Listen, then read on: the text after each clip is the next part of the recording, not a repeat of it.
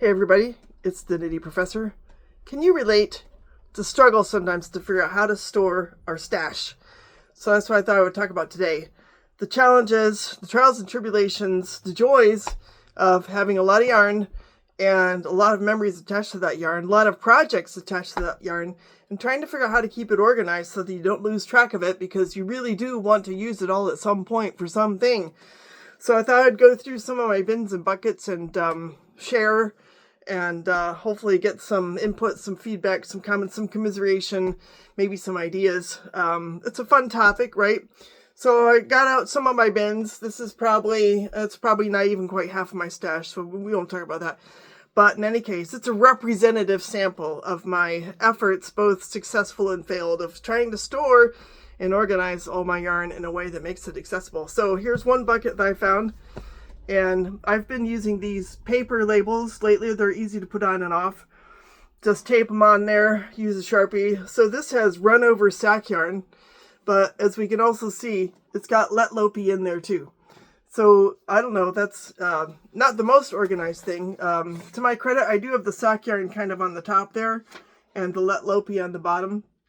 And I think one of the reasons why I have this Let Lopey is because I still haven't figured out if I have enough to make the kind of sweater I would want to make with the sort of color organization, color strategy that would be optimal. So I got some pretty good colors in there, but I'm just not sure if I have the right number of skeins in the right colors that would align. I could just do a patchwork, right? But I do like to make projects that make sense. So it's still in there, but I've got some pretty cool sock yarn in here. So yeah, I do use the plastic buckets a lot.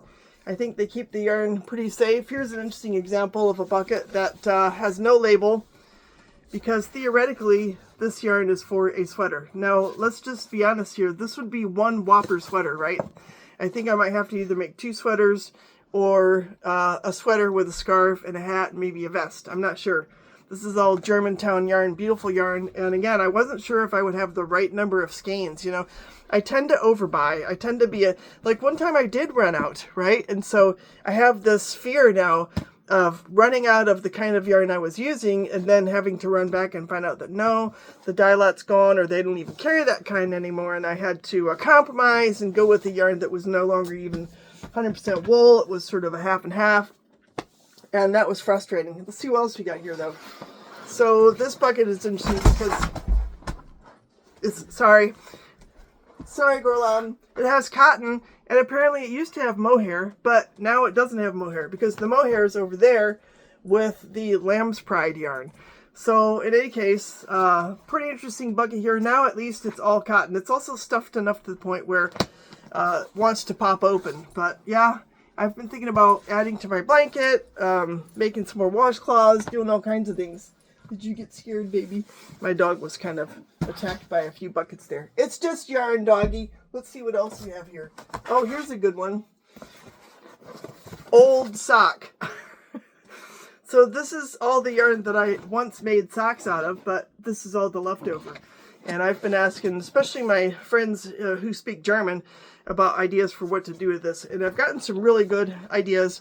I think one of the first things I'm going to try, apart from the sweater I'm already making, is to hold this double and just do some marling and some striping and stuff like that. But yeah, that's, you know, it's quite a bit of old sock yarn, but at least it's all in one place.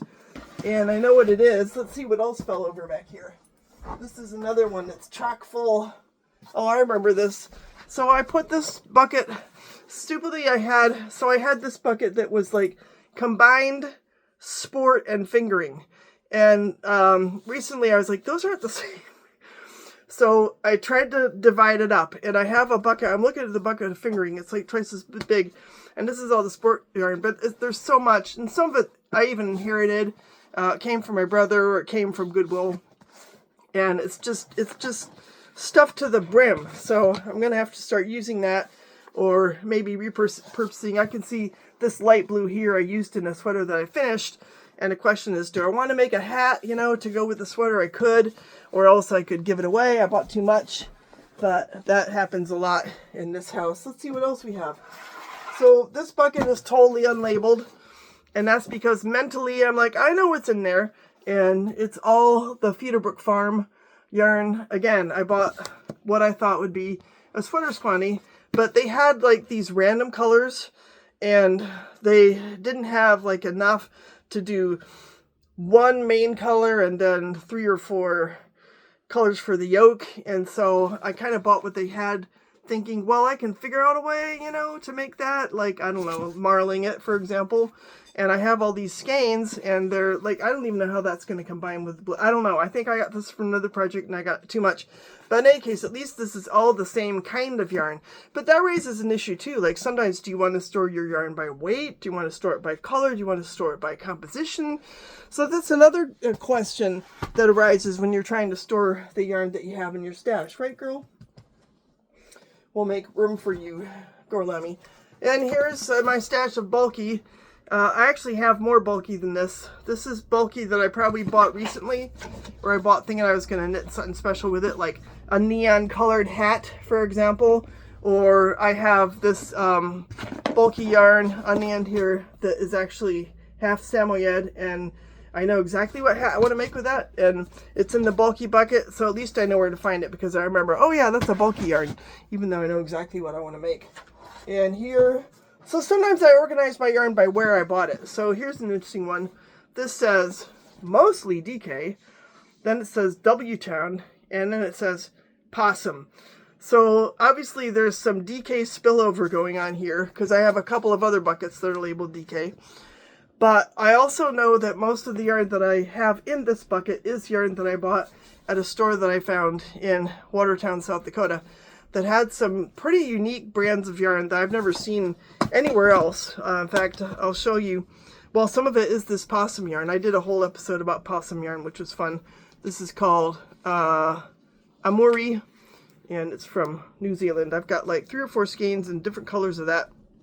But I also have this really interesting yarn that I picked up. You know, I just picked it up. Maybe I shouldn't have, but I did. So anyhow, it's called Unisono, and it's a German yarn that is 100% merino, and it is sort of spiked with aloe vera and jojoba. And I thought, well, especially in the winter, you know, it might be fun to try knitting with this. And I got some really cool colors. I have, well, I'll show you here. I have this orange and a blue and a lavender and a green. I mean, that could be a gorgeous, like, colorwork hat, scarf, set. I could do several hats. I could give them to family members. Could have a lot of fun. Could do something, even, I don't know, with this, you know, maybe something for a baby. It strikes me that it's superwash, but I don't know. But it's cool, you know, and I remember exactly where I bought it and what I was thinking about doing with it, and there it is in this weird mishmash of a bucket. I do tend to sometimes label buckets according to where I got the yarn, because I can kind of picture like that trip and what I bought and what I was thinking about. Here's another one that says, well, it has Noro, and here it says Henley because I made a sweater with this Noro, this one right here, but again, I bought too much, so I have a whole extra 200 gram skein or ball of that Noro. And so what's funny about this bucket, I'll just show you, is again, it's a mishmash. So for example, I bought this, and this is Spin Cycle, and I bought some yellow mohair, which I think got separated from it. No, actually it's here. So I have the yellow mohair because I bought these together in Toronto, and this one is not in the mohair bucket. It's in the Toronto bucket because I was like, I'm going to do a hat. I mean, that's going to be really pretty. It's going to be a gorgeous hat with the mohair and the Spin Cycle. And I remember exactly what I was thinking when I bought it, and it was in Toronto at the Knitting Loft, which is a wonderful store. But then I have, like, this is a Goodwill skein, and I think it's here because it just didn't fit anywhere else. And so, and I have another random skein of Noro that I couldn't resist. I don't know, maybe I should have, but I didn't. And here it is. And then I have these 2 skeins of British yarns, gorgeous, which again, I thought I could do a hat, I could do a scarf, I could do both. I'm looking forward to using it. It's 50% Blueface Leicester, 30% Romney, 15% Masham, and 5% Swartpels. It's going to be beautiful. You know, whatever I make out of that, hat, scarf, whatever, could be shawl, could be, I don't know, the makings of a vest. I don't know. Going to be really pretty. So I know where to find it, even though arguably, I don't know, is that worsted or DK? It's DK. It could be in one of the DK buckets, but the DK buckets are all full, right? So do I want to buy more buckets? No, actually I'm trying to knit through some of my stash. In fact, I'm not even showing that to you, but I have this whole big bag full of multiple colored yarn that's, hey Gorlam, you can show yourself. Hi Gorlam. It's a bunch of colors of worsted weight yarn. I like to play with the colors and use worsted weight yarn. And so I got all of that out from my stash because I'm like, I'm going to use that. I'm going to try to start using my stash up. And then I have people giving me yarn, and which is great. You know, I think I'm still young enough to where I'm like, sure, we'll figure something out, even if it ends up in my daughter's, you know, whatever. And I've actually already knit a couple of sweaters from this huge quantity of yarn that somebody gave me. Here's another bucket, Handspun. And this one I keep having to adjust because I keep spinning more. And I do have kind of a plan for some of this. Like, some of this I have, it's sort of turquoise-ish tones that I've been spinning up and thinking I'm going to do a sweater that is strictly knit from my Handspun. I know I have more than just this bucket. I have a whole other bucket of Handspun, which I haven't even got out. But yeah, at least I know what's in there. Now, some of the Handspun in there, I don't know if I would knit anything with that. See that really colorful ball? Because that turns into something that's like a natural. That was like an experimental when I was first learning how to do it. I don't know if I'll just keep it as a souvenir, but sometimes there's a limit. Oh, here's the other Handspun bucket. Yep, right there.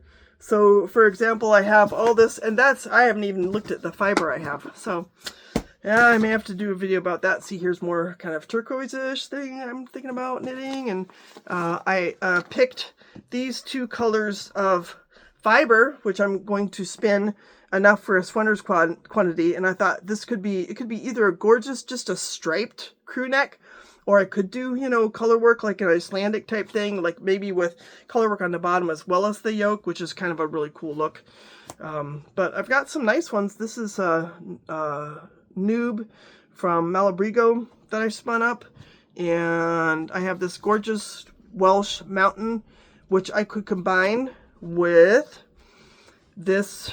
There's a red in here that would just be stunning together to bake. Again, a scarf, a hat, or both. Something really, really beautiful. So anyhow, what's your experience with trying to store and organize? You know, especially with the idea. So I do like rummaging through my yarn. I'll admit, I do like every few times a year, I'll just be like, I've got to reorganize my yarn. I've lost track, you know. I've used some of it. I've brought a little more in. I can't figure out where to go to find what I need for this or that project. That happened to me the other night. I was like, where's that yarn? Where's that yarn? And I went through all of my whole embroidery, needlepoint, yarn, all that stuff. And then you find these treasures, right? Which is also really cool. But well, and then there's the whole moth issue, right? So a lot of these buckets, I keep cedar chips in them. I probably need to get out some more. Probably need to buy more. I'm not sure how effective they are, but I do also keep my yarn, for the most part, in these buckets, and I think that helps too. Would be devastating, obviously, if I got moth infestation. So I do keep an eye out for that, and there are things you can do. And, oh, I got out one other bucket here that I'm sure we can all identify with. This is the giant Miscellaneous bucket. I mean, there's a lot of yarn in there. So a lot of this yarn, it's either from projects that I finished, like I bought a bunch of this Reynolds Lopi at Goodwill one time for a song, and I've got skein left over, right? Made a sweater, have skein left over. Have a lot of leftover skeins in here, stuff that I inherited, stuff that was given to me, stuff that's just like cool, but I don't know what I'm going to do that. I'm going to take up tapestry weaving, partly because that would be a really cool way to use some of this thrifted yarn. That's what a lot of this is. Thrifted yarn. Just some beautiful stuff. This is Noro. This is the Kurion blend, 100% wool. Just gorgeous stuff. I have all kinds of stuff here. Some Handspun that a friend of mine gave me. Some yarn that, I don't know, I probably won't end up keeping.